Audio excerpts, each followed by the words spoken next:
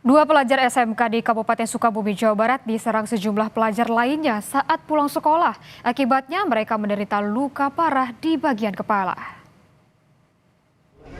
Kedua korban dibawa ke RSUD Sekarwangi usai diserang sejumlah pelajar tidak dikenal di dua lokasi berbeda di kawasan Cibadak, Kabupaten Sukabumi. Keduanya terluka di bagian kepala, diduga akibat sabetan senjata tajam.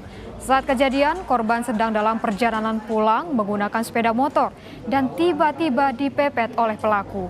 Kini, polisi tengah mengejar pelaku yang sudah teridentifikasi. Saya lagi pulang bertiga di motor. Terus? Pulang. Terus pas di situ tuh deket TKH. Ya. Banyak anak teknika. Banyak anak teknika langsung ngedempet ke motor saya gitu sama teman-teman saya. Langsung ngeluarin barang. Apa jenis apa barangnya?